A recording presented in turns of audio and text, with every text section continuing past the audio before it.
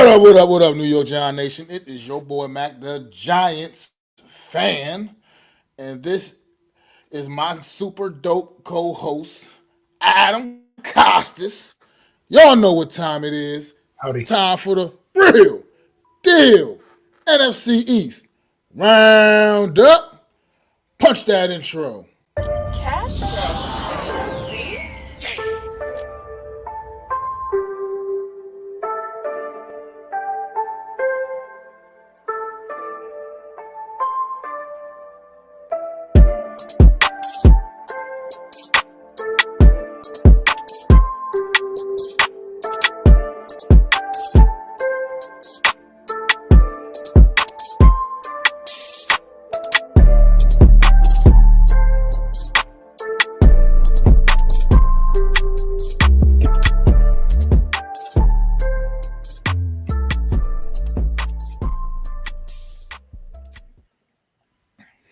Good afternoon, everybody. How y'all feeling out there? Week 13 in the books. Man, it was a interesting weekend for a couple of these teams in the NFC East, man. And man, how you feeling, Adam? Well, another week down, and only 4 or 5 to go.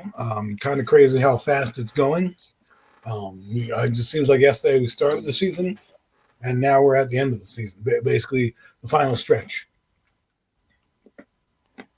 Yeah, this season is going by. It seems like crazy fast, man. I feel like you're right. Like you said, I feel like it was just the other day we were all getting hyped up for that week 1 matchup against the Cowboys. That the That beginning seems of like our months, souls being crushed as years. New York Giant fans. but it, It seems but like years yeah, ago. Like it seemed like it that was was a couple so months ago, like yeah, it's nuts, man.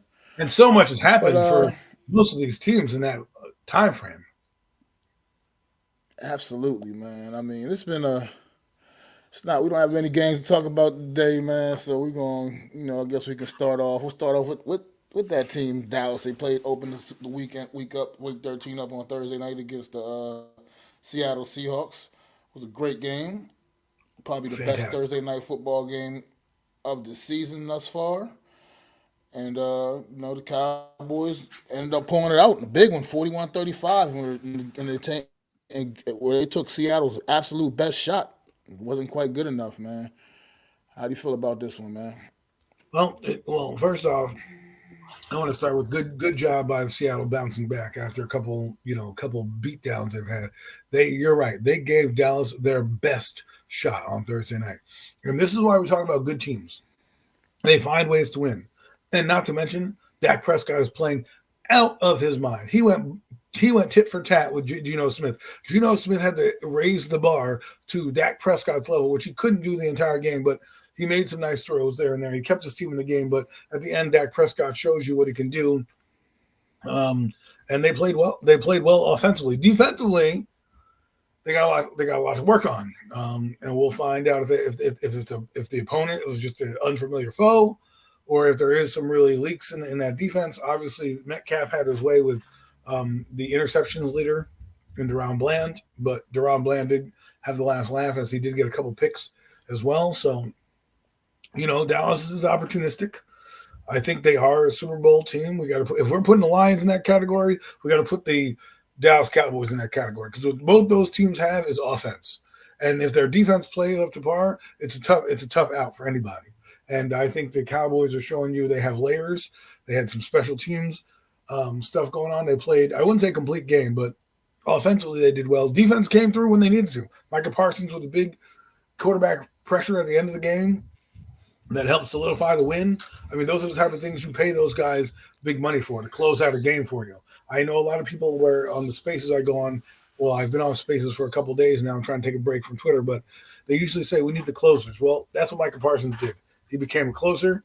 He did what he had to do. He might not have had the best game statistically overall, but he did what he needed to do. It's like a slugger in baseball.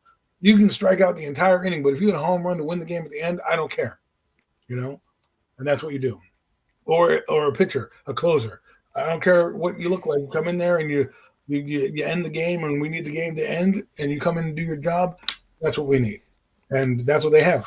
And it's going to be an interesting race to the finish for the Cowboys, as They control their own destiny right now. They control their own destiny. This game against Seattle, I'll tell you what, it was against a good team.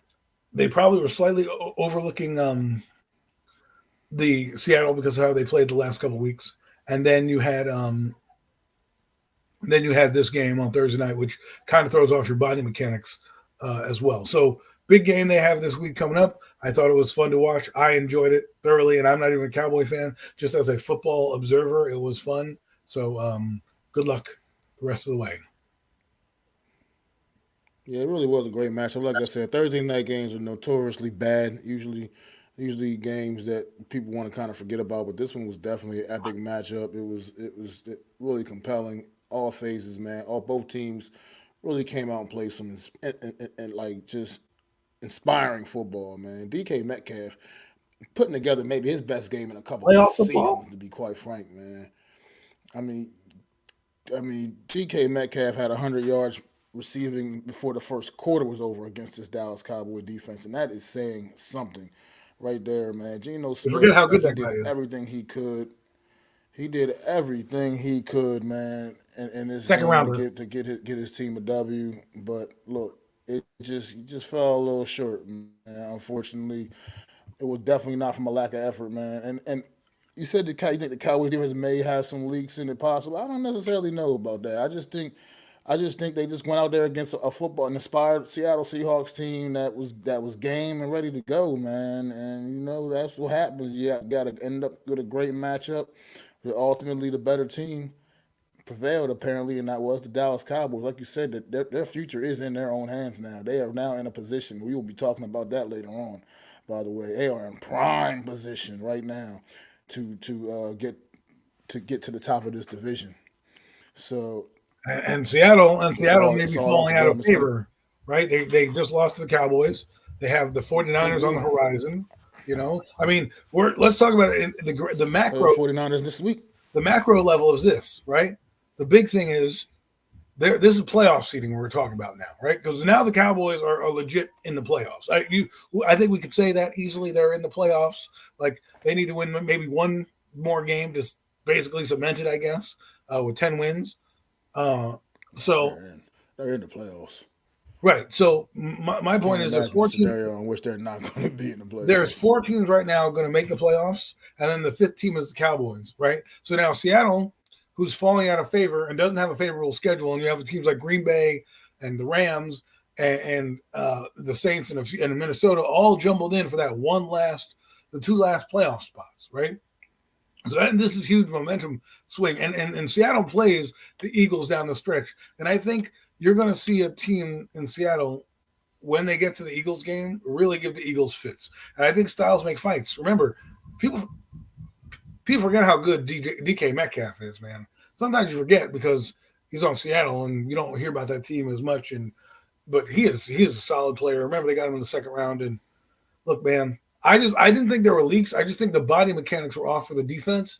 That's why they gave up 35 points. I don't think they're a bad defense per se, but playing Thursday night, explosive offense, Geno Smith's best shot. I mean, they played a phenomenal game. You got to give hats off to Seattle, man. They really played their hearts out.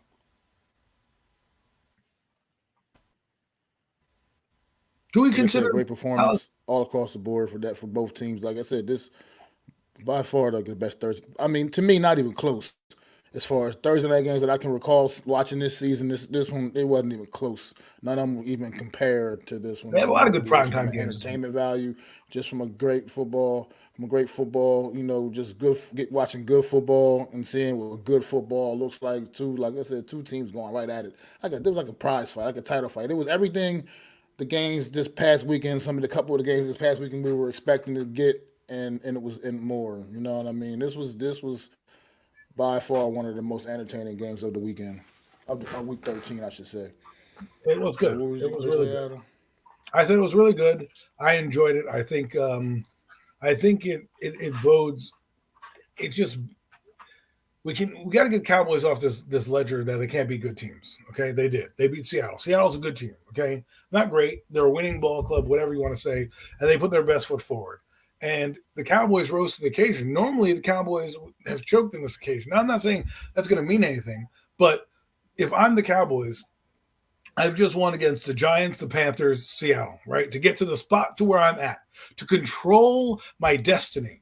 And they played like a team that's controlling their destiny. They know the last 5 games, and this is what Roger Goodell does this for, is for a seeding. They can either be the 2 seed or they're going to be the 5th seed. And it's up to them. It's up to them how they want to approach it. You know, they got a couple teams on their schedule that are hard. Out of all the teams that are playing in the NFC East for the top 2 teams, I'm not going to count the Giants.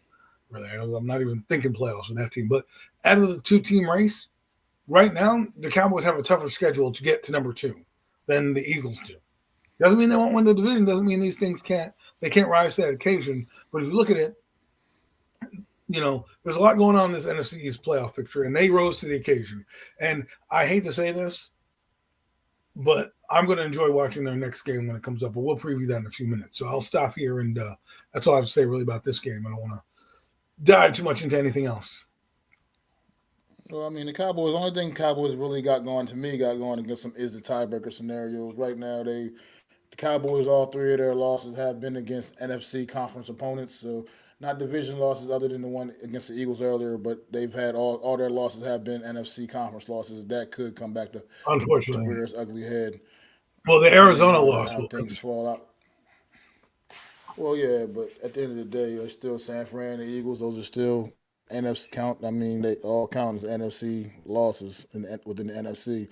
Whereas the Eagles, they had that ugly loss against the Jets, so that won't really affect them much in the tiebreak. I don't know. It just depends. Tiebreak that might tricky if they end up with the same record or whatever, right? So technically, I don't know what they go to first. I don't know if they go to conference record first or they go to opponents first. I don't know. I'm not even sure how. I think they first go with division record. Then if the division record is the same, they go with, I think it's the overall record, right? So if your overall record's better and you win the division you're going, if you're tied with the same record, it then goes to the team who has the better conference record.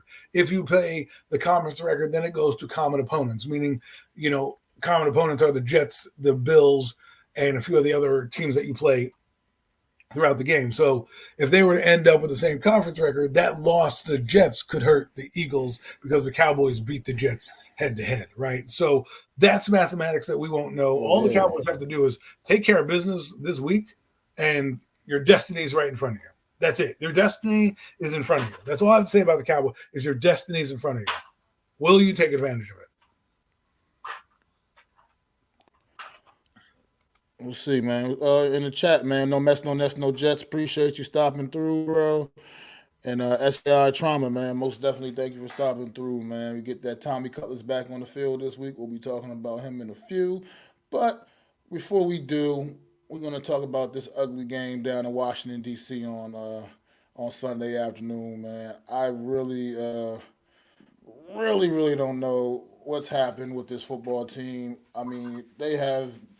To me, they are now considered. You got to consider them maybe one of the worst, probably potentially the worst team in the league, one of the worst teams in the league. The way they've been playing these last few weeks, their whole season hasn't really played out like that. I mean, they showed some signs of potential of being a slightly competent football team at points of this season, but these last few weeks have been absolutely just. It's just been one blowout after the next. I mean, the Giants game wasn't necessarily a blowout, but we know it should have been a blowout if the New York Giants had any real sense of offensive continuity going on in that with their team, the way that game had played out. But at the end of the day, this Washington Commanders team has been absolutely atrocious, and everybody they've been playing the last few weeks have been just completely taking it to them. Any thoughts on this one? Well, I don't want them to give up on Sam Howell too quickly. I know he's having some bad games, some rough patches. This is what was to be expected, as well as this team's in turmoil. They just fired their defensive coordinator. Right now, the defense stinks because Ron Rivera stinks. Their offense doesn't know how to adapt to what's being played on them. They can't have a track meet type of game. They're not built yet. They're a crappy team that overachieved. I think they should put in. I mean, if I was Ron Rivera, I would have probably benched Sam Howell and put in Jacoby Brissett while I was mathematically still in it. Try to see if I can get a spark with Jacoby. After the 3 interception game, the 6 turnover game, the next game I would have probably came out and tried to give Well, this was Miami. I probably would have tried that game against Miami to see if Brissett's got anything. Because to me, it's like, I know you want to see Sam Howell, but sometimes benching a kid doesn't mean you're going with somebody else. You just bench him. Say he's playing badly.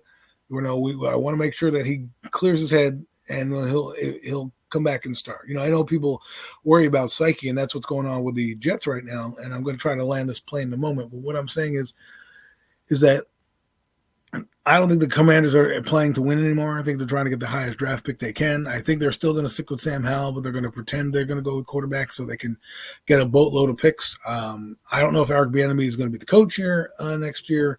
They've got a lot of teams out there right now. You got 5 weeks, and I don't think they're going to win a game. But let's be honest, Miami, if you watched Hard Knocks, this Miami team, they're a special team right now. You got to give them some. They don't need to play great defense. They need to play okay defense. That's all they need to do. They need to be like the Indianapolis Colts of the year they went to the Super Bowl in 2006 when they won, where that team outscored you, and then all they did was have their pass rushers attack you. They just got JPP. They have Bradley Chubb. They have Vic Fangio's type of defense. They got some of their defensive backs back, right? And Jalen Ramsey. So they're playing a little bit better uptick. If I'm them, you got to keep it rolling. And the Commanders, we knew that they were doing this, man. They got rid of both their pass rushers. They traded for that. Their defense was putrid with those guys, putrid without those guys. And I just think you're going to see this in the next 5 weeks. It sucks because we beat them, so they're going to get a higher draft pick than us and we probably might end up with a similar record. I think they might win a game or two here. It's not saying you can't, but they got to find themselves. And, I want to believe that Sam Howell is just going through some growing pains. The problem I have with development of quarterbacks these days is we're impatient. We want a guy to be good, right? Immediately. But if he's not good, we throw him out. But if we don't give him time, we don't get to see him develop. I say you need to give a guy 3 years, right, to see what he did. That's it. If he's not good after year 3, you need to start to move on from a guy. This is Sam Howell's second year, and it's his first year starting. And he's rookie. He didn't get to sit like Jordan Love did, I mean, it's tough. We throw young quarterbacks out there on bad football teams that still aren't set up and ready to go. It can be tough unless they're like those special guys like a CJ Stroud. You know what I mean? We have to be But patient, everybody, is what I mean. they obviously don't fall off, don't grow on trees. Guys like that, talent like that. I mean, Sam Howell's a 5th-round pick, obviously for a reason. And but I don't necessarily want to put so much. Like I said, I've really had issues with the way this Washington team has run their offense in general. Like I said, a lot That's of the pressure enemy. had been put on Sam Howell throughout the season, and to me, pressure that shouldn't be put on a young quarterback, especially when you have some competent weapons around him. You use these other guys and let them all flourish together, and let the quarterback grow and let the confidence grow. I'm not like like I say, you're taking this guy, you're dropping him back 40 plus times a game. He's getting sacked like crazy. I mean, this was kind of bound to happen in a sense. It seemed like with the way this Washington team is, the way they've been playing football all season long, man. I mean, yeah, Sam Howell put together some nice games, some nice performances, Well, he's but obviously you said there's been those duds and those clunkers in there too, So I wouldn't necessarily say it's time to give up on Sam Howell by no means, because I think he's done enough positive things to deserve another good look, and potentially another opportunity going forward into next season. But they really got to do some soul searching in Washington and really figure out an identity for this football team and really figure out what they want to do. There's my boy Dion coming in with the tiebreaker scenario. He says the tiebreaker orders: 1, head-to-head; 2, division wins; 3, common opponents; 4, conference record; 5, points differential. Cowboys still have a chance for number 1 or 2. I would say Seed 2. nines have to see nines have none had to go to the Baltimore. Oh, But the thing is this, Niners have to go to the Baltimore. They play so Baltimore on Christmas Day.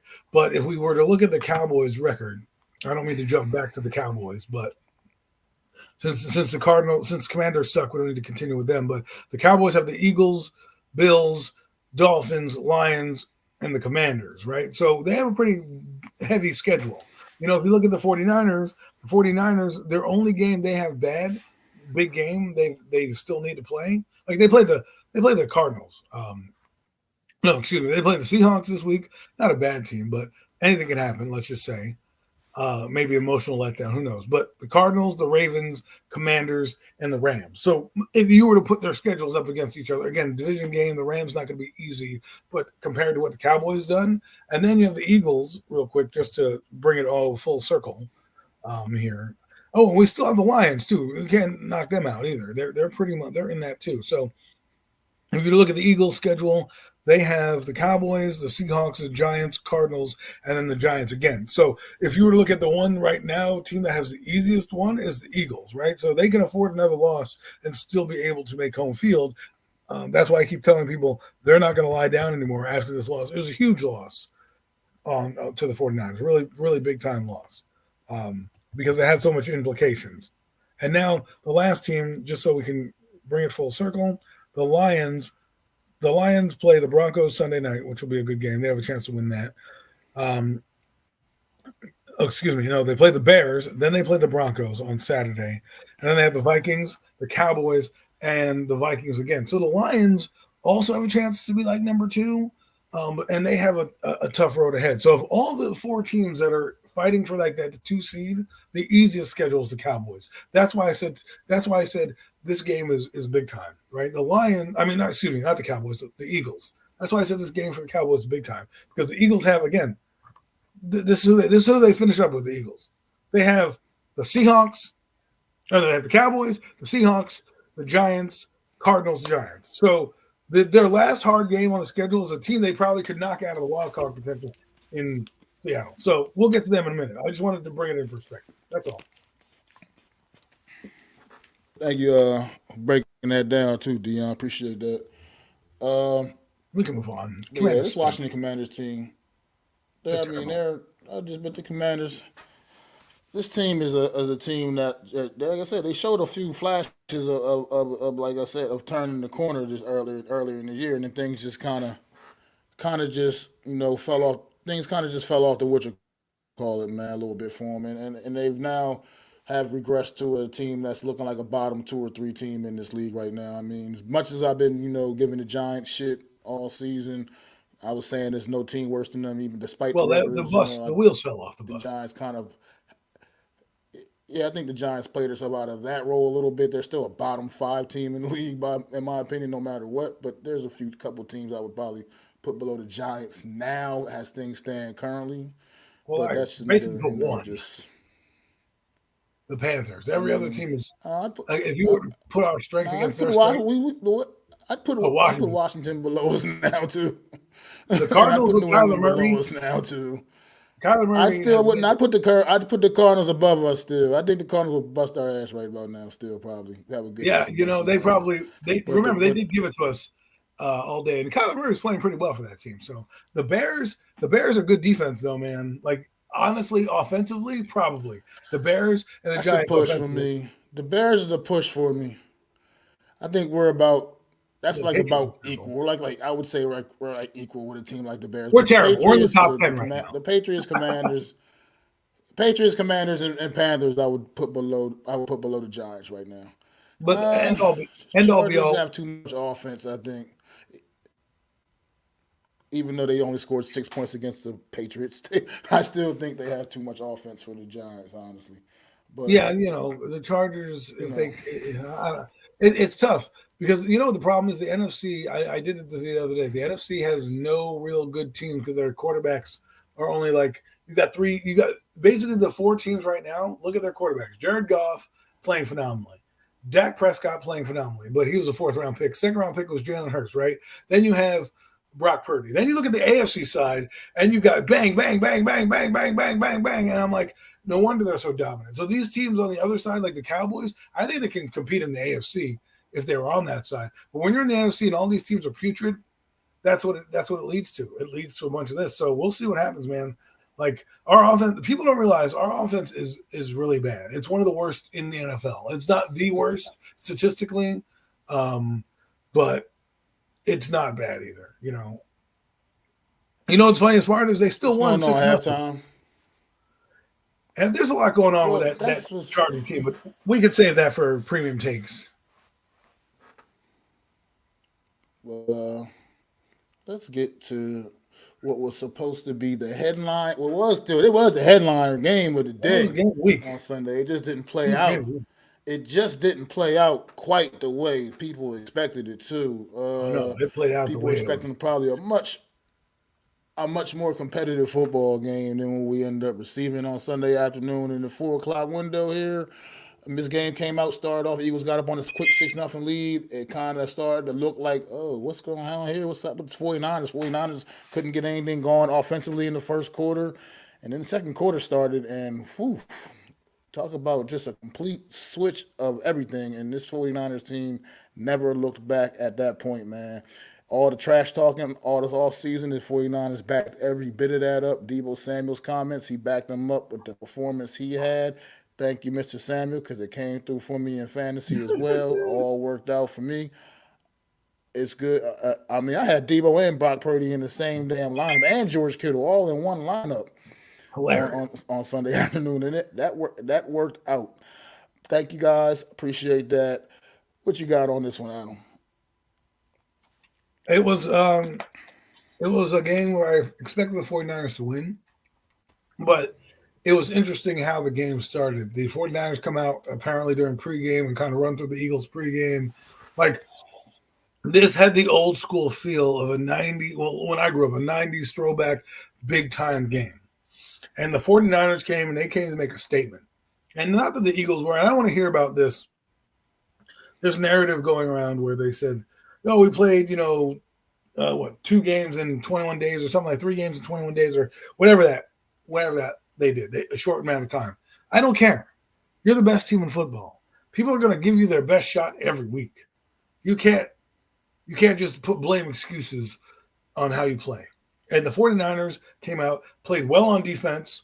There were times where I thought the Eagles had a chance to make plays and the clamps got put down by the 49ers. But let's talk about Greenlaw, right? And the Eagles security guard getting into it. First off, got to like the griminess of the 49er defense. However, if you're going to be like that and you're going to get tempers flare, let the players play, okay? Because that's what I want to see. I want to see it play out.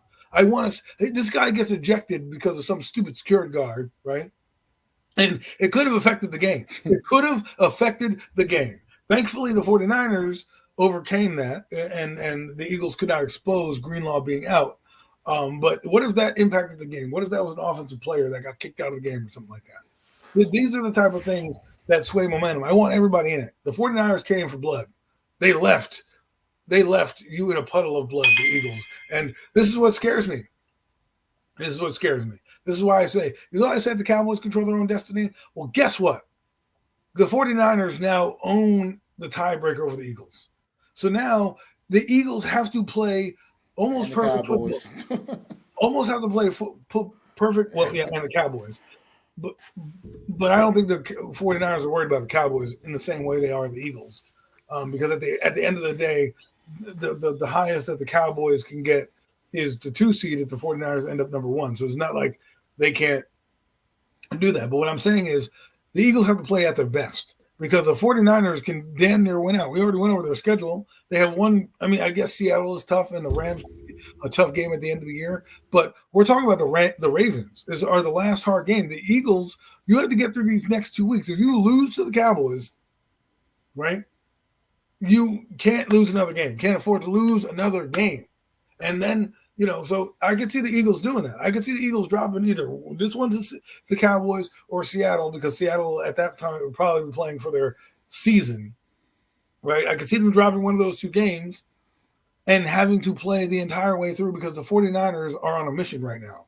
They came in and they said, you think you're the top dog? We should have been in that Super Bowl. We got it taken away from us. Let's go. And the Eagles, God bless them, couldn't stop them on defense, had no answer for them on defense. Like, they did not tackle a thing. Debo Samuel's still running right now. And I know a lot of people don't want to give Brock Purdy credit for playing quarterback, but I'll say this. For the passes he did make, he put them right on the money because those guys were able to run after catch, and that's what you want your quarterback to do. It may not be 50 yards downfield. But if you can put the ball in a guy's hands and he can continue to run and doesn't have to stop and only has to use his hands or a motion like that, and then the momentum is carrying him, that allows you to break tackles and have big plays. So Brock Purdy played an excellent game as well, showed them what they would have been with you in the playoffs. And I have to say this, right now, it's the 49ers seed to lose. Basically what I'm saying is it's their number one spot to lose. If they go out and they play mistake-free football the entire way, they'll be the number one seed. I guarantee that. If they slip up, which I don't think they will be – the problem won't be anything less than 2, maybe, only 2 because no one else can catch them. Maybe 3 if the Lions somehow win out as well, but destiny is in your hands. As for the Eagles, got to play better. I think they were exposed a little bit on the both sides of football, actually.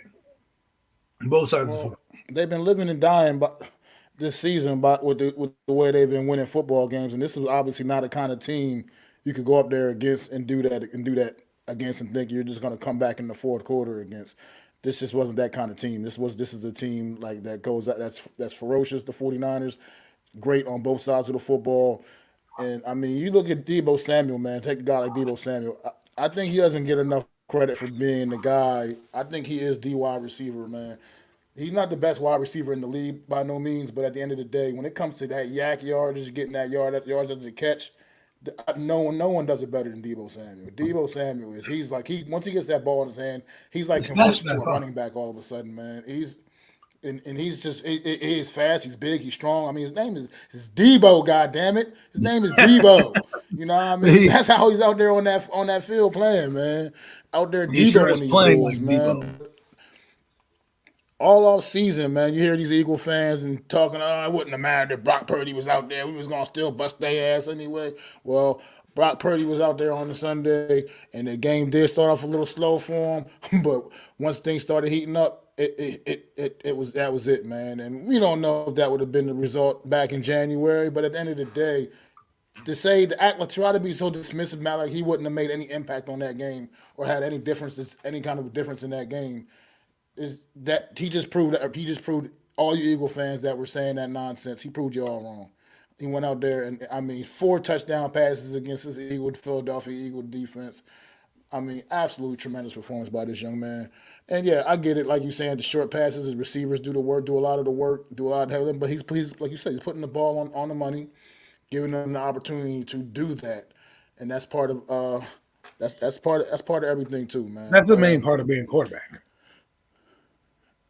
Well, Eagles have not beaten Seahawks in Seattle since 2008. It is a trend up there once every few years, and that is a long trip after coming back from Texas. Well, I would say this: the Eagles played a physical game. They got beat up on Sunday. They have another team that's going to come in and be physical, who already knows who knows how to beat you. Who knows how to beat you? Remember that win streak that we were talking about?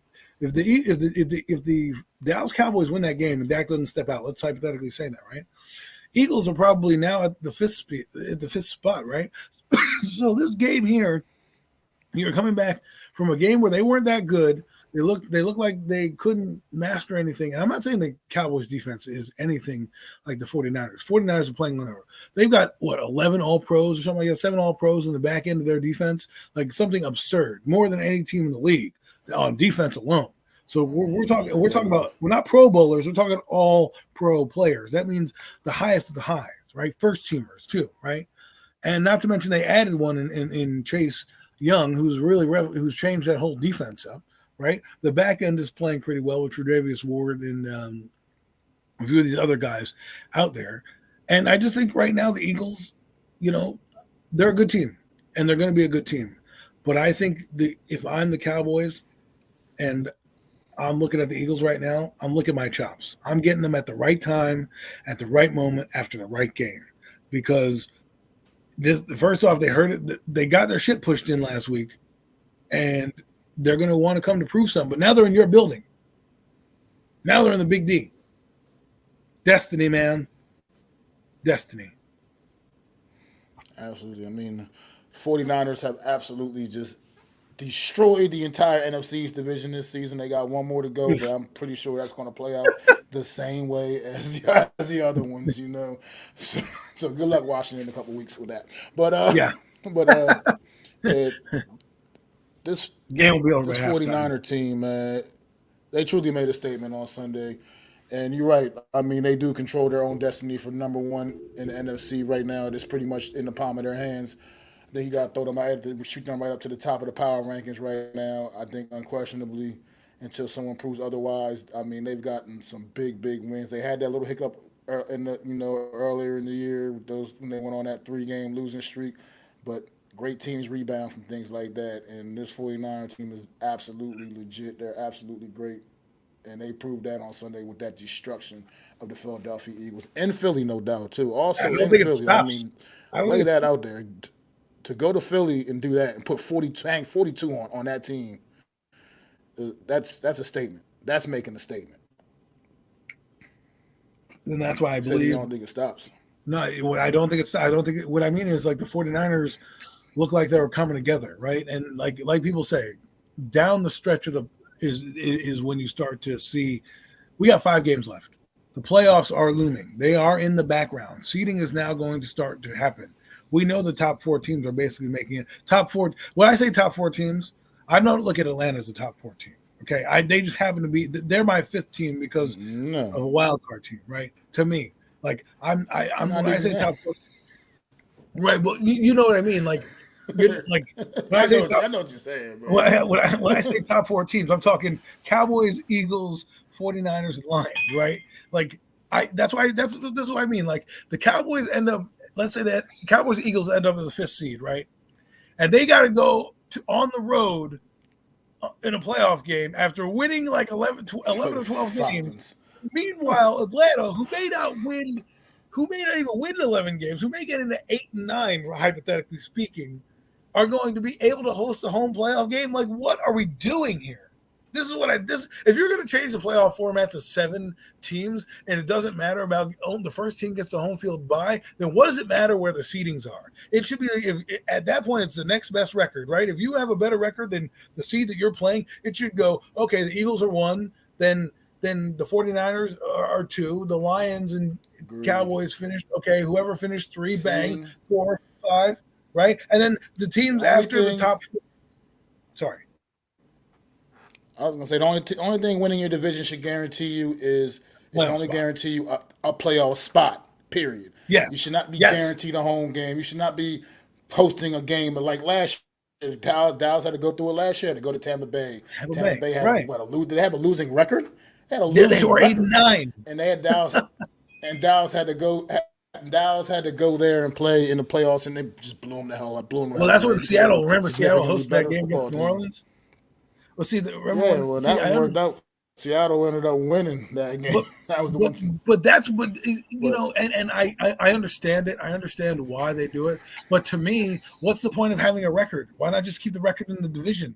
Because if the division guarantees you a spot, why am I going to get 11 wins? All I got to do is win 6 games. If I go 6-0, I'm in the playoffs, right? You know what I mean? Like, what are we talking about here? So if you change it up, I believe people would care about would play to the last game of the year. If you don't want if Roger Goodell doesn't want people lying down, that's what you do. You say, fuck it, we're going to change this up. Division win gets you a guaranteed playoff spot. Guaranteed playoff, not a home game, but depending on your record, guaranteed playoff spot. Then it goes by who has the best record, and then we'll go back and break tiebreakers as we go, right? And yeah, people are going to argue, well, the schedule here, the schedule there. Well, listen, if you've earned 12 wins, you shouldn't have to go on the road. I'm sorry, you earned it. Just because the team backed into the playoffs, exactly. yeah, sure they earned it and they won Just because enough the games. team, no, just because the team won their sorry ass division, shouldn't guarantee them. Like I said, winning the division does have to mean something. So Right? it Yeah. should guarantee you the playoff spot, but it should not guarantee you that home game. You should not be hosting a team that is better than you, a team that played their ass off all season to have a better record than you. You should not be hosting that team just because you won your sorry ass division. And we've all been through. I mean, the NFC East a couple years ago when it was really, really bad, and Washington got to host the Tampa Bay Buccaneers They in that game, lost. which ended up being a good game and all, but still, Washington had no business hosting that football game. They won a Right. very pathetic NFC East division that year, and They they should. had no business hosting the eventual Super Bowl champions They in the deserve to be wild in the card round. playoffs, That though. was absolutely ridiculous. They deserve to be in the playoffs because Like they I won the said, winning your division last division year. has to count for something. Right. Yeah, it Because has I to get it. count for Right? something. Winning your division has to count for something. But at the end of the day, you shouldn't be guaranteed a home game if you're a bad team. You just If I should. It were to, just shouldn't be. if I were to write a letter to But Roger Goodell right go now, ahead. because one of these two teams is going to end up the fifth seed, whether it's the Eagles or the Cowboys. One of them will. And this game that they're playing on Sunday that is going to determine that fact. That fact is going to be either the first, second, or the fifth seed, right? And to me, if I'm the Cowboys and I just lost to the Eagles on the last second field goal, or I'm the Eagles and vice versa, I shouldn't have to then go to fucking Atlanta and play in a stadium when this team was 8-9 because they won their fucking division. You know what I mean? It's like, why did I get to 12? Why did I fight for the top and I'm still getting used? I mean, I get it. I understand it. But if I'm the NFL, all the other sports have changed or tweaked some type of playoff format, some type of rule. Here's a change that will probably, the Caesar Sportsbook would like. Change the playoff format. Say, hey, you know what? Win your division guarantees you a playoff berth. That's it. Win your division guarantees you a playoff berth. And then guess what happens? The play probably goes up. You're gonna at least see the better teams get featured because now they get to play a home game, right? And away you go. Absolutely, man. Like I mean, so big. Even if you win your division and you end up being the damn seventh seed because your record indicates that's where you belong, then that's just Right. what it is. You still Right. got your playoff spot, but you're You're not still hosting division anybody champ. because you don't deserve to host any fucking body. Right. Yeah, you You're don't still deserve to division host champ. anybody. But one more quick thing before we get off this the Eagles completely off the Eagles right quick. You said you haven't been on Twitter at all. I don't know if you've been on Twitter at all today. You seen David Carr's comments? I've stayed off Twitter because it's a toxic place to be, and yeah, I feel like I feel better, refreshed. I've been watching a lot more Law and Order than hanging out on TikTok or So you don't Twitter. know about you don't know what David Carr suggests the Eagles do? I did not. You didn't hear about that? I did not. See, Inform me. David Carr, former backup quarterback for the New York Giants and former first number one overall pick for the expansion Houston Texans back in like 2000 or whatever year that was now. 2002. David Carr, David Carr said that the Eagles should should start Mariota in favor of Jalen Hurts. And I guess he was dead serious, man. I don't know where this is coming from, but Why? what you think about those comments? I mean, I think the CTE. I'm not trying to be funny, but all the hits that motherfucker took get into his head, bro. Because Mariota does not give them the best chance to win. I mean, I don't know. Maybe he's friends with Mariota. Maybe feel sorry. I don't know why you would do that. David Carr. I don't know, man. I don't even know. How do you get on TV with a statement like that? Like, did the producer not say, "Hey, buddy, this guy's in the MVP race"? Hello. Like, what are we doing here? Like one bad I game? don't Like know. what? I was just curious You ever how heard you play that horribly? curious about about your feelings about those things. I was just been it's been kind of the buzz on Twitter most of the day, most of the afternoon. I was curious. It's been Oh kind my of god! weird. What's going on, Cold Cowboys though, man? Appreciate you stopping in, man. Saying the Eagles are food. Ready I'm to sorry to feast hear on that. them I'm sorry to boys hear on Sunday. that. Just dumb We will comedy. see, man. We'll see how y'all do. We gonna segue a little bit from the Eagles right now because we gonna save that for later. Eagles and Cowboys. We gonna end the show with that because that's the relevant. Right? That's the main That's the course. relevant game to talk about. That's the But main course. there is one other game this week within the division because the Washington Commanders are on a bye. Also on Monday Night Football, the Wow, Green thank Bay God. Packers will be traveling to the New York Giants, coming off their bye actually. So we'll talk about that briefly, I suppose, because it is a game. What's going on, Wells? Thanks for stopping in, bro. I appreciate you, my brother. Oh, lost Adam here for a second. I guess he'll be right back, but probably have some technical difficulties. But the New York Giants going to hosting the Green Bay Packers. New York Giants on a 2-game winning streak. Tommy DeVito, young undrafted free agent quarterback, playing really, can't. I'm not saying he's playing great by no means, but he's giving his offense a slight spark, even though it hasn't amounted to any points. Hasn't amounted to points, but he's giving his offense a slight spark, and uh, and the team seem to kind of get behind him. So I don't know. So the team seemed to be getting behind him. He's got the nod to get the start this week over Tyrod Taylor, who was apparently kind of apparently back ready for action. Tyrod did not take that news very well. Kind of feeling some type way, feeling like he thought he was going to get that spot back. But this New York Giant team is fighting really for not really fighting, truly fighting for anything. And I kind of personally don't mind seeing Tommy DeVito because seeing if he's going to be good enough to at least be around on this team as a backup quarterback for the future going forward, because at the end of the day, Tyrod Taylor's not really truly going to be part of this team's future plans and probably won't even be a part of this team next year as his contract does expire, I believe, at the end of this season, man. I don't think they're going to go out of their way to re-sign Tyrod Taylor, but, I mean, we never know. The NFL is a weird thing. But how do you feel about this matchup on Monday night, man? Jordan Love coming off of a couple of spectacular performances the last few weeks, man. I think DeVito getting the nod kind of is twofold for me. I think it's because the Packers won against Kansas City and the playoff hopes are a little bit slimmer than they were before. Had they lost that game, I think Tyrod gets the nod because now you're like, oh well, if we beat this team, we have a chance. But this to me is meaning tells me, hey, we're kind of punting the season, but we're kind of not because we're starting Tommy DeVito, who's better overall. Tyrod Taylor's better. Yes, you've won a few more games against lowly teams, but would Tommy DeVito have beaten Buffalo or done the same thing that Tyrod did against Buffalo? I don't know. Yes, he scored a few more points against the Commanders, but they both won against the Commanders. So, I think Tyrod gave us a chance to win the game. Remember the first game that Tommy DeVito played. He threw behind the line of scrimmage, and then the game against the Cowboys, he didn't do much either. So I think that's what the case was. It's time to – what it means to me is like, hey, we're getting a chance to look at the young player. We want to see what he can do. And even Daboll hinted, he'll go back to him. If the Giants lose this game on Monday night, they're not going to go back to Tyrod Taylor, right? This was the game to go to Tyrod Taylor to keep your playoff hopes alive, right? This is not the game to fudge around if you wanted to believe. So to me, and I think unfortunately, as much as Tommy has played, he's played okay. I wouldn't say he's played spectacular.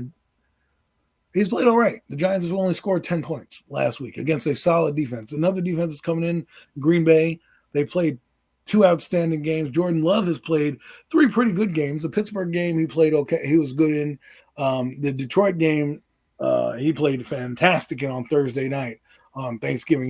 He played pretty well. In this game, he also played pretty well. So to me, I feel this is the team the Giants don't match up well against. A solid defense and a solid offense against where the Giants' weakness is scoring points.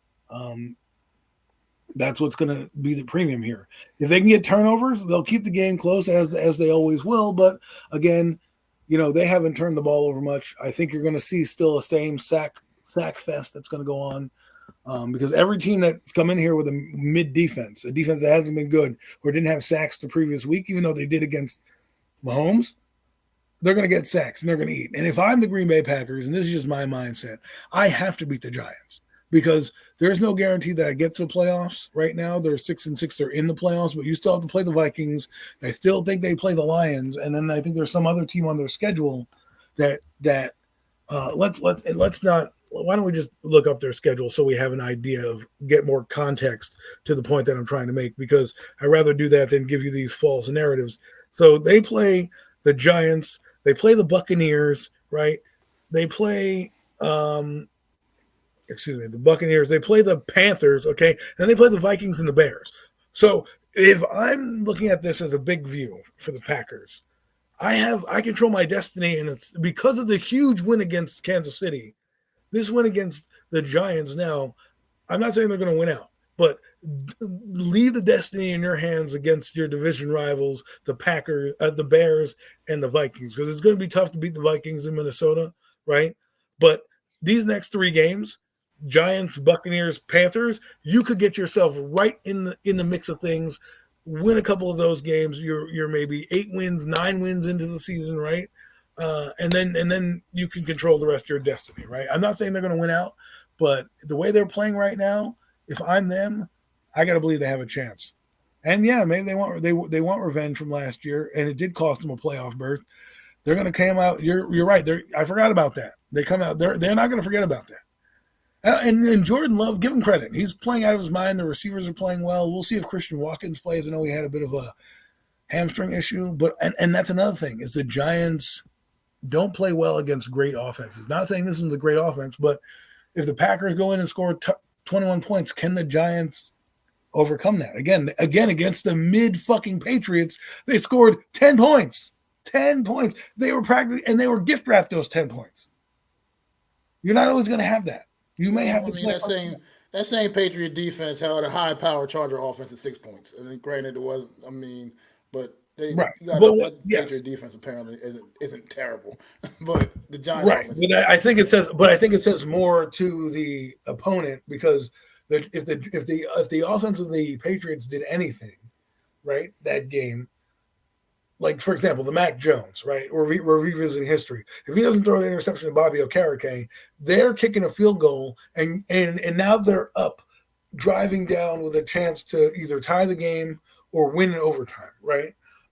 So those two plays right there changed the game. So I'm not saying the defense isn't good, but the Green Bay defense is about as good as the Patriots defense. It's not great, it's not spectacular, but they've got players out there, and they did a number to that Kansas City team. You know, they played two big teams. It's not like we did. We played the Commanders and the Patriots. No, they played legitimate playoff Super Bowl contenders, and they played well in both those games. So, like I said, I'm not saying the Giants don't have a chance. That's not what I'm saying. I think this is a 50-50 game. I just think right now they're catching the Giants at the right time. We're catching the Packers at the wrong time. And the Packers have to look at this in the grand scheme of things like we control our own destiny. We beat the Kansas City Chiefs. We need to go in there and beat the Giants in their building, and then we can control our own destiny. I'm not saying they're going to win out. That's not what I'm saying. That Vikings game could come down to the last wild card spot. Like literally, it could be the Vikings and the Packers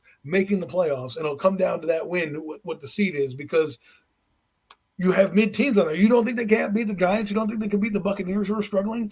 I mean, the Buccaneers is a 50-50 game for them. The Giants, if I'm looking at them right now, I've got to beat these next two games, or at least go in the next three, go 2-1, that beat the Giants and beat the Panthers. And if I have to lose to Bucks, fine.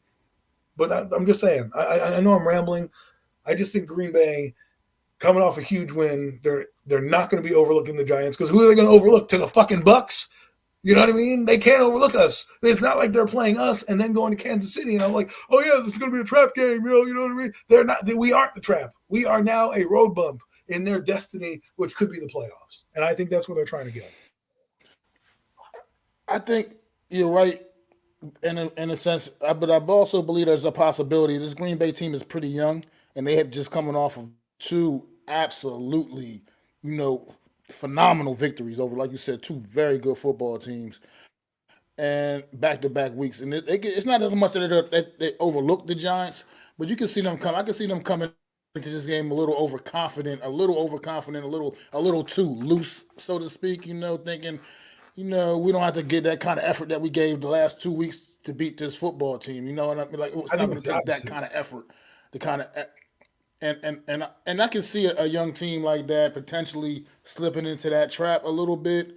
But the New York Giants offense is what it is. It's not good. They don't have the ability to put points on the board. They just don't have an ability. I mean, you average 11, 12 points a game or whatever that is they're averaging.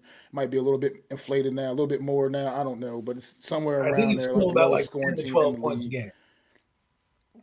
And it's just not a good offense. No matter what effort you get from the defense, the offense still can't seem to put points on the board. So you're right. If the Packers can get up to like 21 points or so, it's not likely the Giants can win this football game because they haven't demonstrated an ability to consistently put those kind of points up on the board. Dexter Lawrence not playing last week hurt. Yeah. If Dexter Lawrence not playing last week hurt. If he doesn't play this week again, what did the Packers do pretty well? They run the football with AJ Dillon. That guy had guys bouncing off. Linebackers were bouncing off that guy. They run the football well. I expect a heavy dose of the run. I think that's how they're going to beat us. They're going to play ball control, score points, and they can play right into the Giants' hands, meaning they're not going to worry about the Giants scoring. Just go down, get your touchdowns, get your field goal, get up by a touchdown or two, and just let them come to you. Because the Giants, what are the Giants don't have Darren Waller on offense. They don't have Evan Neal on offense, right?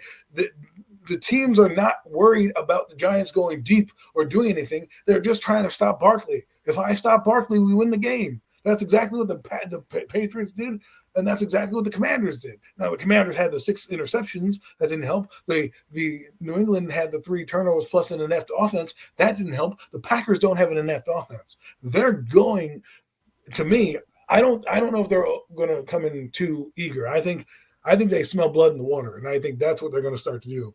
I think they're going to start to play better because they have a chance. This is me. If I'm Matt LaFleur, I'm walking in there to the meeting room, and I go, look what we got in the schedule. Go out and earn your chance to get there. Be there. Because Jordan Love is playing a phenomenal game. I don't expect him to turn the ball over the same way Bailey Zappi did. So I think the Giants have a chance to do something. I think that what the Packers lack right now is a dominant tight end. They lost Musgrave. That is hurting them. It damn near hurt them last week, but I think they're going to run the football. I think I think they have just enough offense to beat the Giants, and the Giants haven't done anything. I mean, as much as Tommy DeVito has been a good story, he hasn't really lit the world on fire in terms of like great performances. Like he had an okay game against the Jets. He played okay against, not the Jets. Did he play against the Jets? Yeah, the Jets. He had an okay game against the Raiders after Tommy he went down. He lost that game. The Cowboys, he was putrid in.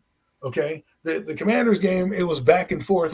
He would take 2 steps forward and go 1 step back, right? And then last week he wasn't really that great either. The Giants scored on short fields. They didn't really drive the length of the field. I was not impressed with their offense. So that's what scares me. Is a team like the Packers can score points. They showed you they're having confidence coming in. They just played two teams that are Super Bowl and playoff. They played the Super Bowl champs and they played the Lions. I don't expect them to turn around and go, oh, we're going to lay down for the Giants. I expect them to go, we just beat those teams. No, it's not about laying down. It's about them coming in with that overconfidence a little bit, saying we just played against 2 great football teams. We just beat 2 great football teams. And this team here, it's not that they're looking past the Giants. It's just that they're not taking them that seriously. You know what I'm saying? Like, as far as like, we don't feel like it's not gonna take the kind of effort, which it wouldn't take the kind of effort to beat us as it took to beat the Lions or to beat the Kansas City Chiefs. But I think they could like I said, a young team could kind of fall victim to that potentially. And the Giants going to need everything they can get on their side, because if you just put these 2 teams together, put these 2 teams face to face, obviously the Packers are the better football team. I mean, it is what it is. So it's just, right now, the Giants' defense is going to have to come up big in this one. Jordan Love's still a young quarterback in this league. He has played. He's played his best football of his career these last few games, these last few weeks. He's really putting some good things on tape, on film. I take my hat off to him. I give him that. But overall, all season, he still hasn't been super consistent all season. But he has put together some really good football these last few weeks, and I got to admit that straight up. And but maybe Wink's defense can kind of trip this guy up a little bit too, because Wink's defense is also not exactly it's not exactly something for young quarterbacks can just go out there and just necessarily dissect. Not the young guys anyway necessarily dissect. So it's going to come down to the New York Giants defense in this one. The New York Giants' only chance is the defense continuing to play at the level that they've been playing at, and that's really going to be the only chance, because we all, like you said, we all know what the New York Giants offense is, and we know what it's not going to do, and it's not going to put up big points. It's not going to be explosive. It just is what we did. That's going to we'll have to deal with that. But as long as this defense can go out there and continue to play at the level they've been playing at, I think it does give this team a chance. With that being said, not if they I'm play not that run. really gonna. I'm not. Well, I'm not I'm not willing to go out there. I'm not. They turn the ball over. If they can continue to create turnovers the way they've been creating turnovers, which I think with this the amount that they've been getting their last few games, it's got to be amongst the league. I guess amongst the league, high in the last few weeks for sure. It has to be. There's been so many turn. They've been great. If they can continue to turn the ball, turn this team over like they've been doing the other teams, it's no matter even with their inability, with their ineffectiveness against with the run defense. I mean, sometimes those turnovers can be backbreakers, man. And this New York Giants, if they can create short fields for this offense, which is what they need to do, because obviously the offense does not really have the ability to drive length of the field, then you just never know. I mean, like you said, but I right now, if I had to pick a winner right now, based off the way Green Bay's been playing the last couple of weeks, I can't think the Giants are gonna go out there and beat them Monday night. I just really can't believe that. What the Packers have been showing the last couple of weeks, they're playing their absolute best football of the season at the right time. So I gotta give them credit where credit is due, man. I mean, so but as long as if this defense can like I said play the way they've been playing, I think that you got Giants do have a puncher's chance in this one, man. But Well, I gotta look just at want the to say side. what's up to my boy Unpopular Opinion real quick in the chat too. Unpopular Opinion, AK stopping in the chat as well. Appreciate y'all brothers, man.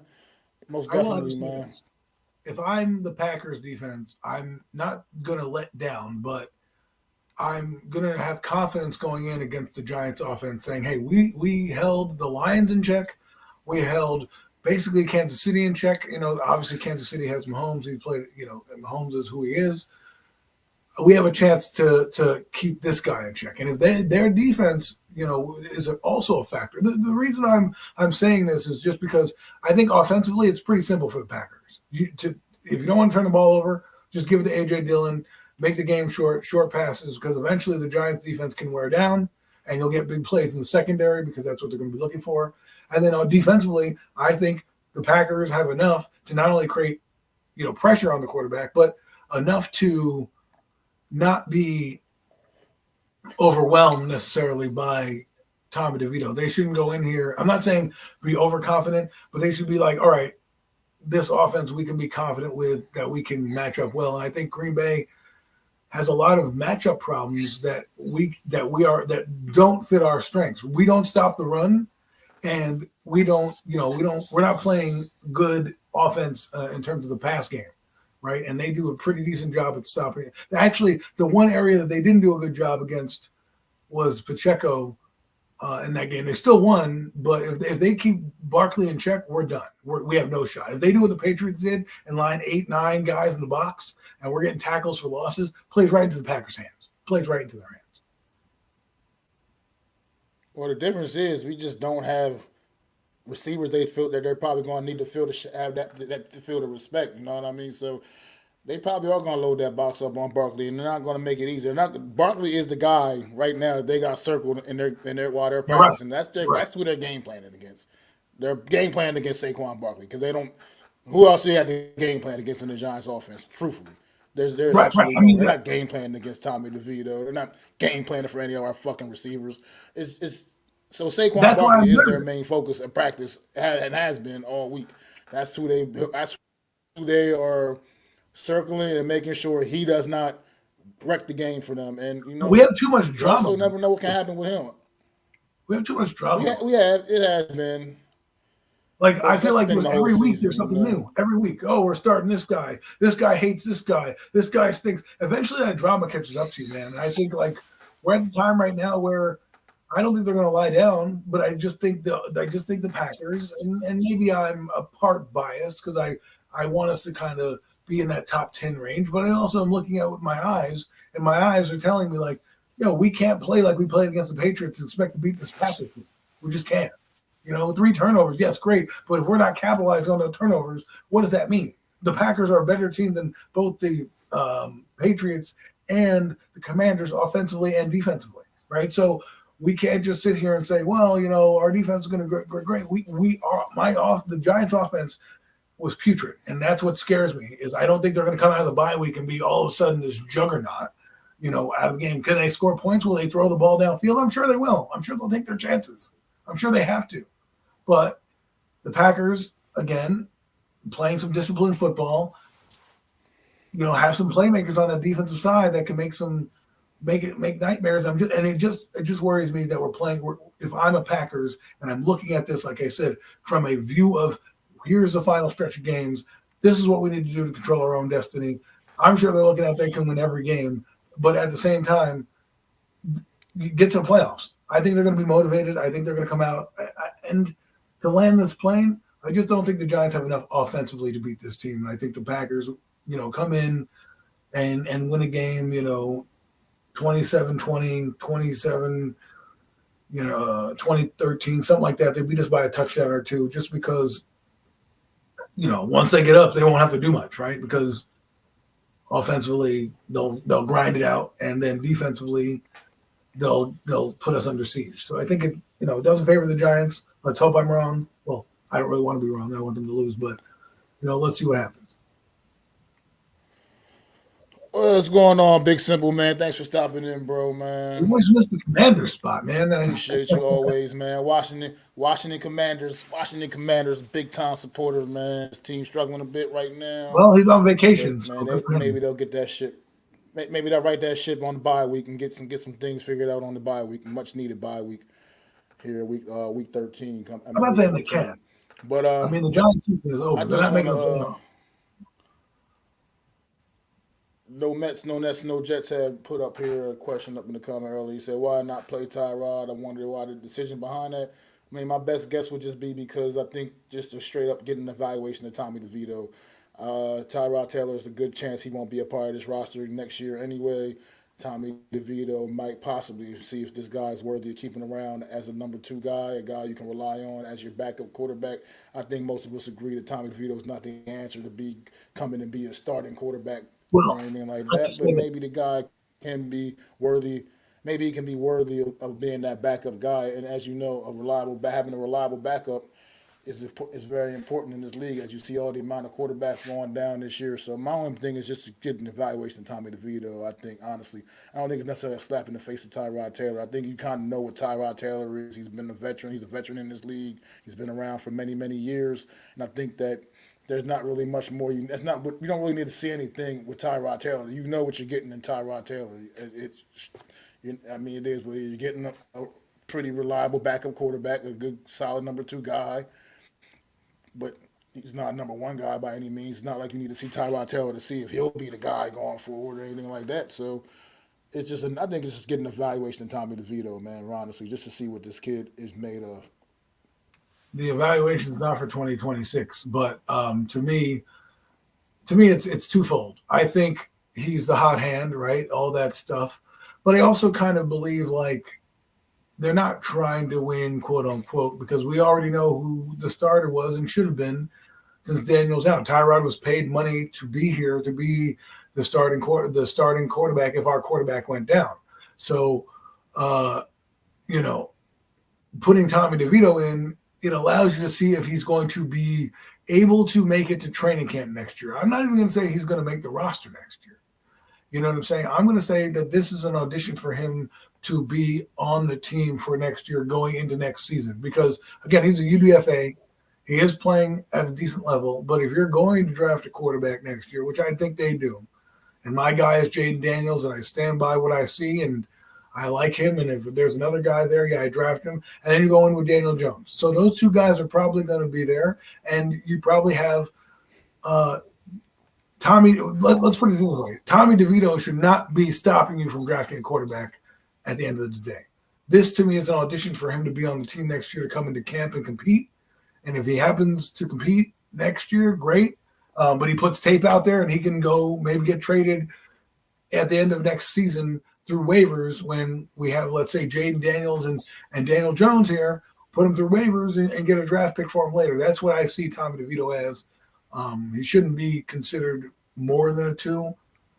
But if you're thinking Tommy DeVito's number 2, then that means you think he's a spot starter, which means you're not going to draft a quarterback next year. You're just going to roll with Tommy DeVito and then bring in Daniel Jones.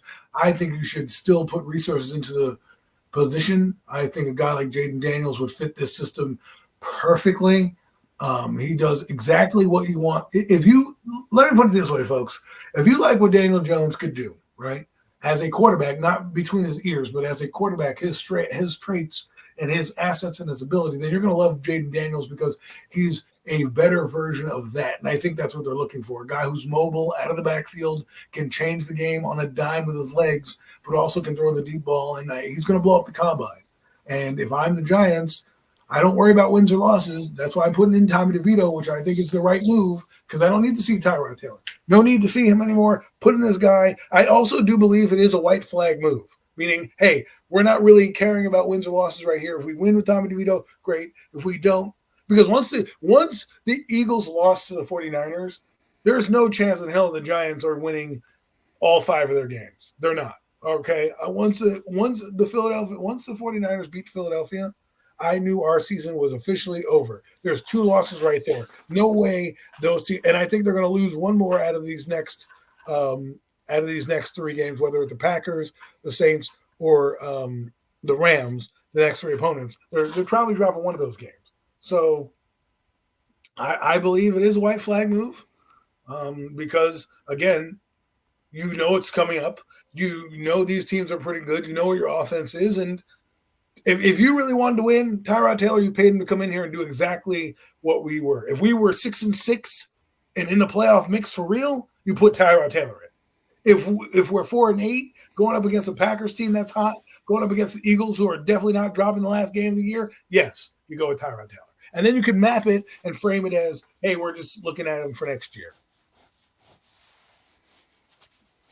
Well, all right. Welcome to the chat, my guy Willie Vassar, man. I appreciate you coming through and did put a question up there real quick. Simple answer: no.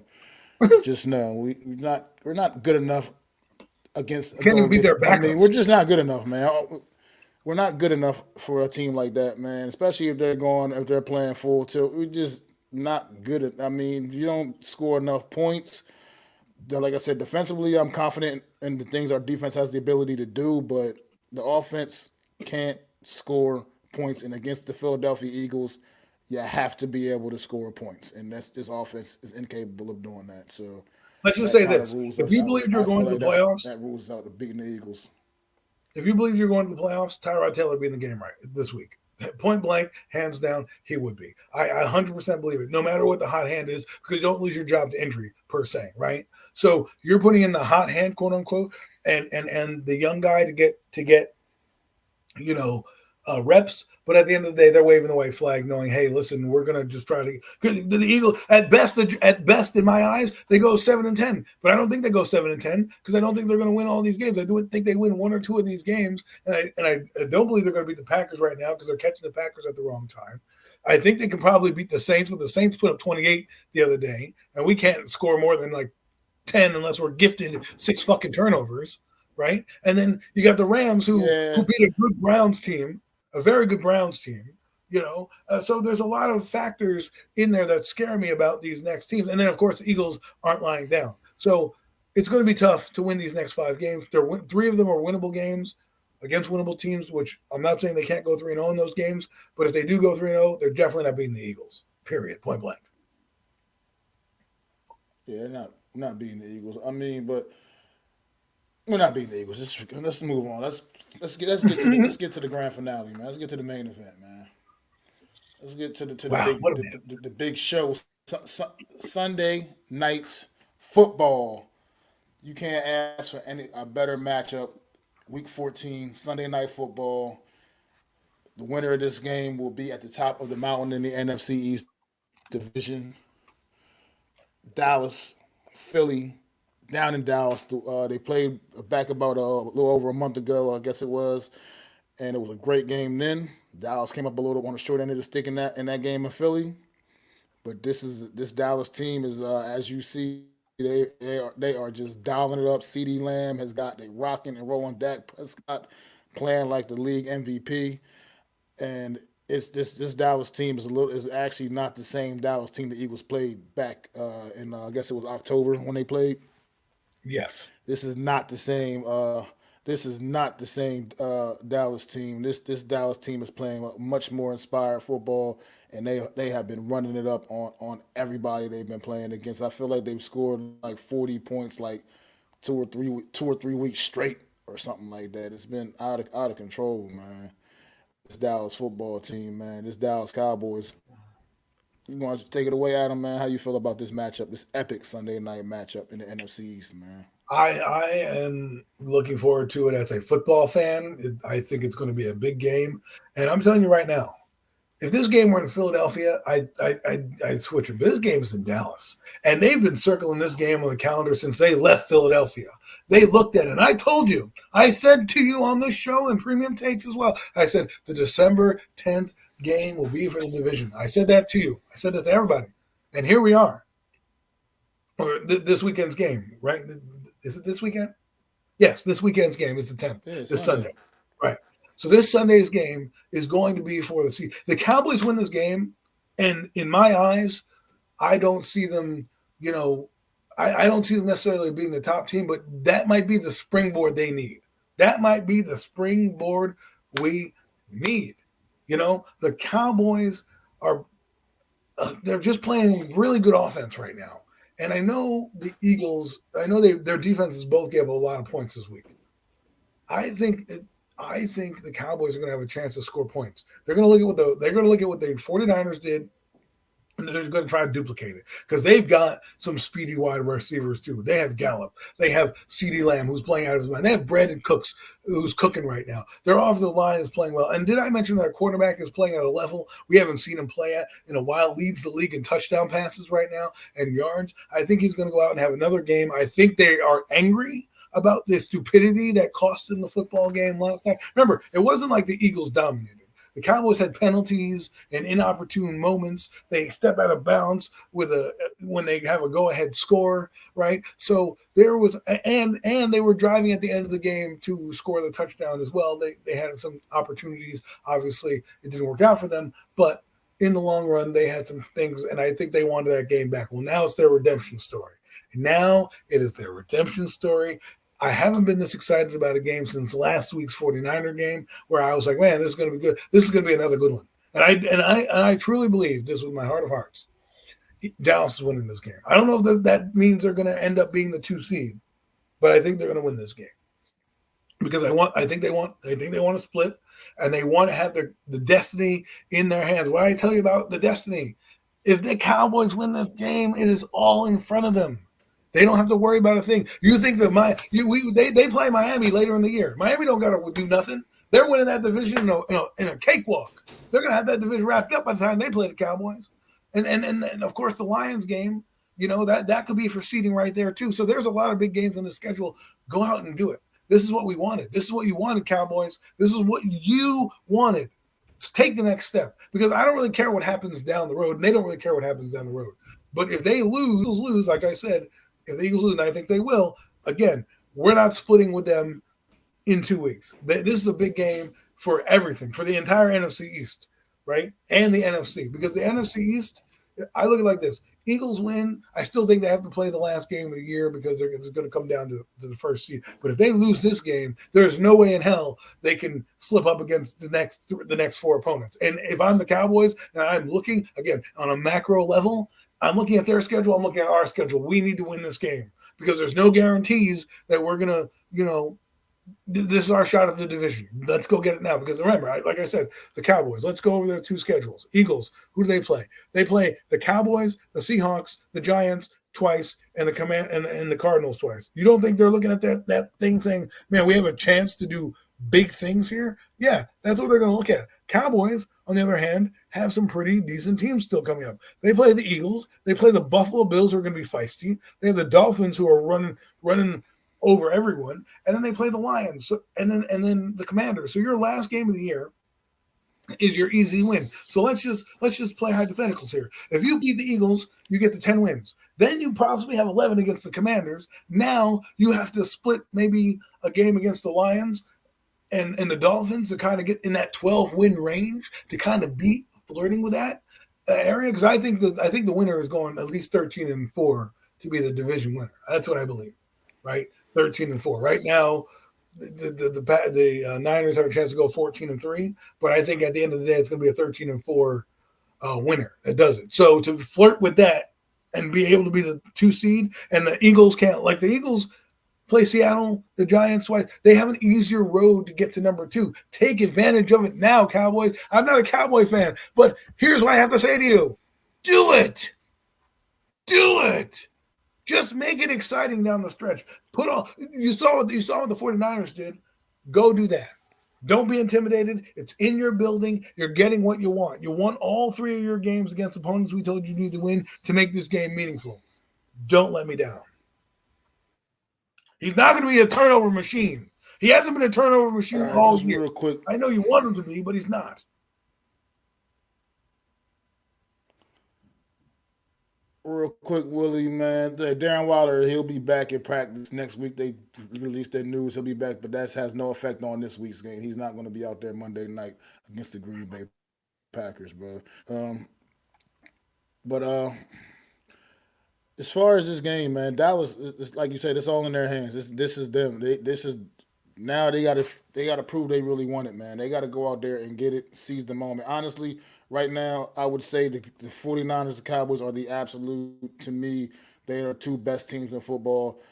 Maybe you can throw Baltimore in the mix. I don't want to forget about them coming off their bye week. They had the week off and get put eyes on them this past weekend. But I think Dallas and the 49ers are the 2 most complete football teams in the league right now, currently, and they're playing like the absolute 2 best teams in the entire league, in my opinion. And I think the Eagles are catching the Cowboys. You talk about when you said the Giants catching the Green Bay Packers at the wrong time. The Eagles are catching the Cowboys at the wrong time. The Cowboys are playing out of their mind on both sides of the football. I mean, they're playing just really good, just solid all across the board, man. This team looks focused. They look like they're finally just truly focused on the task at hand. And this team looks like they are poised and primed to try to make a real legitimate run here. And it starts this Sunday. And they got to win this football game Sunday night when all eyes are going to be on them. This isn't all eyes. They're going to be the only game going at 8:30 on Sunday night. It's going to be this football game right here, man. Ain't nobody else. You want to watch football, you're going to be tuned in right here, locked in right here to watch the Dallas Cowboys and the Philadelphia Eagles. And I believe that I just believe right now that I got to go Dallas here because they're just playing better football than the Philadelphia Eagles, and that's just straight up. I just don't know how else to put it. I can't put it any more bluntly than that right now. I know Eagle fans don't necessarily want to hear that, but it's just the truth and it's just a reality. Dallas Cowboys right now, as things stand in this season, are currently playing better football than the Philadelphia Eagles. They are going out there and they're winning football games emphatically. They're winning football game. I mean, yeah, that Seattle game was kind of a back and forth affair. It was on Thursday night.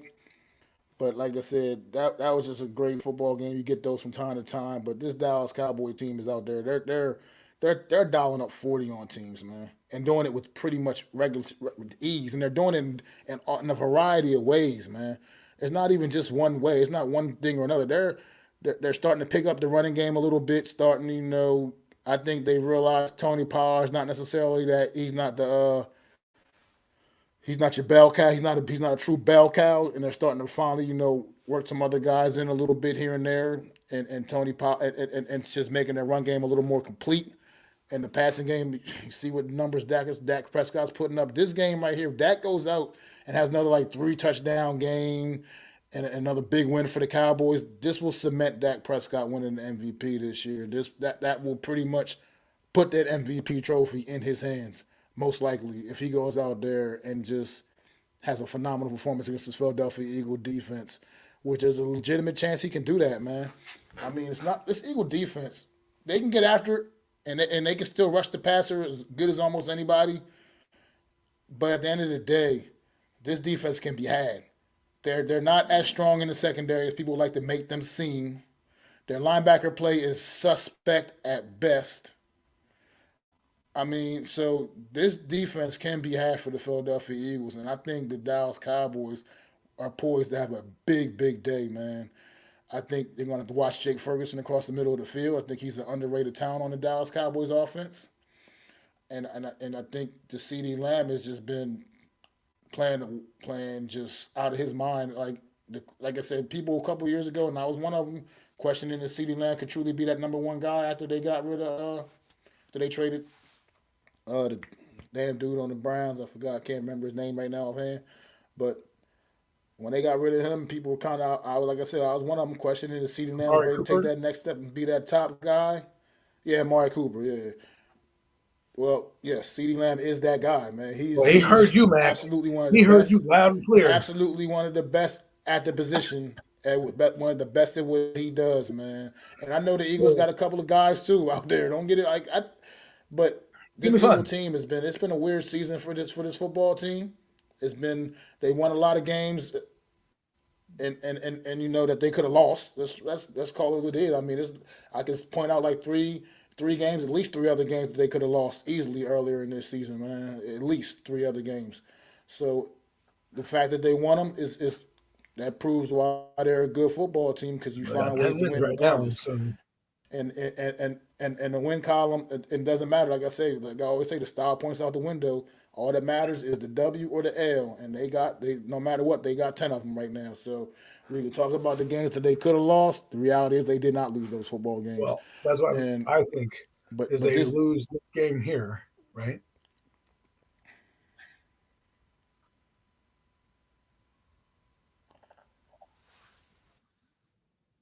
I thought you were saying something. I thought you, was, the Dallas, but this Dallas Cowboys team, man, they just I don't know. It's something crazy. Just watching this team the last few weeks, man. They're not they're They're rolling loose. people, man. They're out there. They're playing. Like you said, they're playing really loose. This is a familiar opponent, obviously. Like I said, and you think that earlier matchup is not just sticking in their minds. Like that game was theirs for the taking, man. And it was self inflicted wounds that cost the Cowboys that first matchup and against Philly, up in Philly, man. Now you coming down to Jerry's World and on prime time, man. I could see a big night from Michael Parsons on that defense, just absolutely getting after Jalen Hurts, man, keeping the pressure on. And we're gonna find out, man. We're gonna see, man, who wants it, man. This is the cream of the crop in the NFC right here. In the NFC East, I mean, the cream of the crop in the division, man. It's without a doubt. You couldn't ask for a better matchup right now at this point in the season, man. This is what it's all about as a football fan. I know I hate both of these teams, but at the end of the day, you couldn't ask for anything better as a football fan to get to watch this game Sunday night because I'm going to watch every second of it and I'm going to hopefully enjoy every second of it. And I think the Cowboys, man. I think the Cowboys got this one, man. I think I just can't. Right now, I can't go against the Cowboys with the way they've been playing, and especially comparing them right now with the Philadelphia Eagles and the way I've been watching the Eagles play. It's just this is like the San Fran game. Once again, you can't afford to get down against this football team. You can't get down and think you're just going to have some kind of miraculous fourth quarter comeback against the Dallas Cowboys. You can't bet on that. You can't bank on that happening. So the Eagles are going to come out fast if they really want if they want to be competitive. They're going to come out fast early and try to jump on the Cowboys, man. And with touchdowns, not field goals. You saw with the two field goals got how far that got them against San Fran on Sunday. Those two field goals ended up meaning absolutely nothing at the end of the day because it just wasn't nearly enough. So Well, they're going that to have to hurt come them. out and just really come out and jump on this Dallas Cowboy team if they want to have an opportunity. But I just think Dallas is playing too good right now, and I just can't bet against them. Look, yeah, you couldn't have said it any better. I mean, I'm looking at it like they've had 10 days off. They get the extra long break because the game's on Sunday night. You're coming up against a team that was physically beat up and is going to be physically beat up. They squeaked by and got their 10th win. They did lose, so they're 10-2 right now, and it is looming. They're one loss behind the 49ers, and I do believe they want the home field advantage because they don't. To me, it's like this, right? I can't rely on them to be a wild card team, but even then, and I know the Giants. Let's say they end up the fifth seed when it's all said and done, right? I just don't think you can afford to say, "Hey, we're going to have a letdown game here, letdown game there," especially if you lose this game, which I think they are. I don't know if they beat Seattle either, but they're going to need to win out, and it's going to be a race to the end. at least for these three teams. And let's not forget, there's the Lions sprinkled in there as well. The Cowboys who played the Lions down the stretch. So there's a lot of football to be played, and this game could be a deciding factor on what will happen. I think, like I said, I think the Cowboys are getting the Eagles at the right time. I think their crawl on their side was last time they played. They should have beat this team, and they know it. They felt it. That's all they talked about was we should have beat that team. All we talked about was them handling their business. They knew exactly what was in front of them. They dismantled the Giants. They dismantled the Rams. They dismantled the Seattle Seahawks, and then dismantled the Panthers in those 4 games leading up to this game since being here. And now they're here at this game. The last test was Seattle, and they're not going in with a loss, which, would have put enormous pressure on it. But now you're going in with momentum. And now you're looking at this team knowing that and they're going to come in hungry. But guess what? You're on your terms. You're in your backyard. You get to be relaxed. They have to come to you. So now everything's in your hands. Get your 10th win, and then the last 4 games is a roll of the dice. Okay, that was last 4 games. I know they play the Bills, Miami, the Lions, and the Commanders, but if they split those 2, let's say they win this game, you could split those 2 games at the end of the year, right? Lose to the Lions, lose to Miami, but beat whomever, right? The Washington and the Bills, let's say, hypothetically speaking, and you're still in it. You're still in it for that top seed, and you still can play that game for the Lions. So there's so much at stake for the Cowboys and the Eagles. It's going to be fun. Absolutely.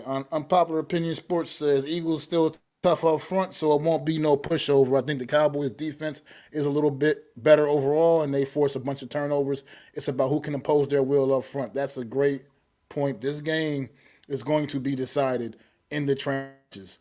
You got a great offensive line in Philly, one of the best in the league. You going against a Dallas Cowboys, who is one of the best front sevens in the league. Something's gonna have to give there, man. It's gonna be mano y mano here, and something's gonna have to give. I mean, the Cowboys, their O line not as good as Phillies necessarily, but it's still a pretty solid group. And the Eagles also have a really formidable front seven as well. So, or at least they're on the D line, across that D line. The Eagles they're as good as anybody across that D line. So at the end of the day, man, this is going to be this should be a great old school style NFC's matchup, man. This is what the NFC's football is all about, man. This is going to take you back to the roots in the NFC's, man. This is one of those type of games. It should be. The atmosphere will no doubt be absolutely electric. You know, Jerry Jones is going to have that stadium absolutely rocking. Whatever it takes, whatever he's got to do, he'll have that stadium. Make sure that stadium's absolutely rocking. Make sure he is not gonna let it be easy. Make it easy for the Philadelphia Eagles to come down there, man, and get the job done. So we'll see, man. Hopefully we get a great matchup. But I do like Dallas here, man, on Sunday Night Football with all the in the bright lights. I just think they're just the better team right now. And I just, like I said, I just can't go against them based off of what I've been watching. Football that I've seen the last few weeks, I can't go against this Dallas Cowboy team. They're right now. They're kind of borderline scary, to be honest. A borderline scary football team right now. It just is what it is. Big Simple says Detroit is the biggest going into the postseason. They can be that team like the Bengals. Nobody suspects them. They expects them, and then they get to the Super Bowl. But they can. You never know. Detroit offensively, Detroit is can play with anybody. I think Detroit's problem, reason I don't necessarily quite put them up with San Fran, the Eagles, and the Cowboys is just because I think defensively they are pretty challenged. The defense does not. The defense seems to get worse and worse each week, and that's the wrong time of the year for that to be happening. I mean, going into the postseason, you got to rely on some good solid defense. And right now, Detroit Lions just are not playing good defense. I mean, they almost let the game slip away. I feel like their last game almost let that game slip away again, man, because they're just playing so poorly defensively, man. So if they can get their act together on the defensive side of the football, then you might have a point there, Simple. But right now, my reasoning for not putting them quite up, putting them a step below those other 3 teams is just because I think defensively they're just too challenged defensively right now.